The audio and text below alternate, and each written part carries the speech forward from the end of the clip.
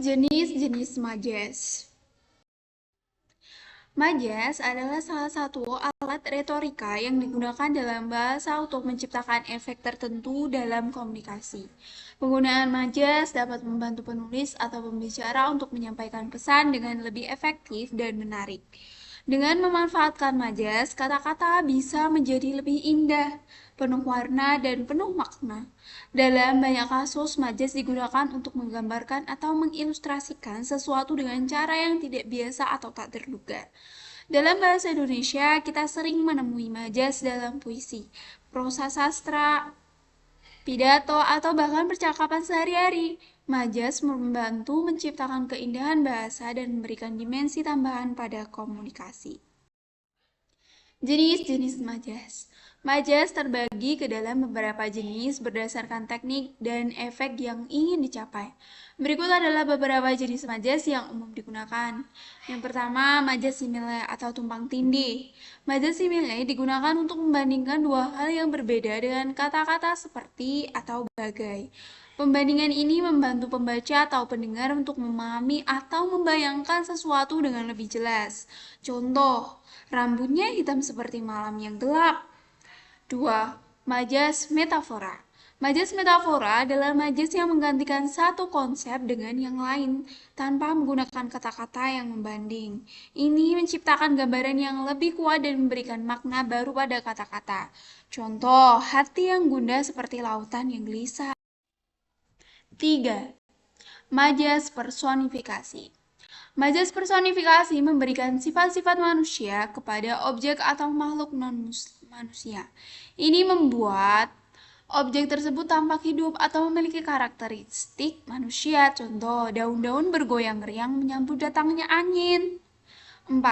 Majas hiperbola. Majas hiperbola digunakan untuk memberikan penekanan berlebihan pada suatu ide atau deskripsi.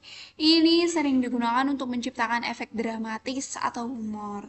Contoh, dia menangis sungguh-sungguh ketika coklat kesukaannya habis.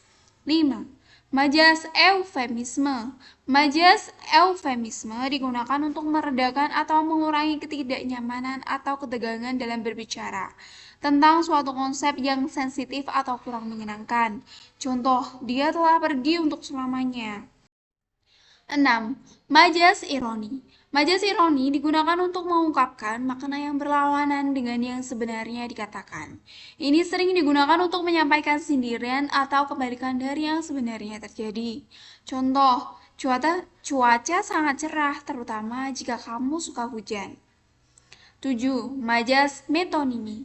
Majas metonimi adalah penggunaan kata yang terkait secara fisik dengan objek atau konsep yang dimaksudkan. Ini membantu menggantikan kata-kata yang lebih umum dengan yang lebih spesifik. Contoh, kepala kantor sangat bersemangat tentang proyek itu. 8. Majas sinestesia. Majas sinestesia adalah penggabungan dua atau lebih indera, seperti merasakan warna atau melihat suara. Ini digunakan untuk menciptakan gambaran yang lebih karya dan menggugah indera pembaca atau pendengar. Contoh, suara musik itu terasa hangat di telinga. Nomor 9. Majas elipsis. Maja elipsis adalah jenis majas yang menghilangkan unsur-unsur yang seharusnya ada dalam suatu kalimat atau ungkapan. Hal ini sering digunakan untuk menciptakan efek dramatis atau menghilangkan kata-kata yang tidak perlu. Contoh, dalam kegembiraan dia melompat tinggi, saya rendah. 10. Majas asosiasi. Majas asosiasi adalah penghubungan ide-ide atau konsep-konsep yang berbeda berdasarkan kesamaan dalam pemikiran atau perasaan.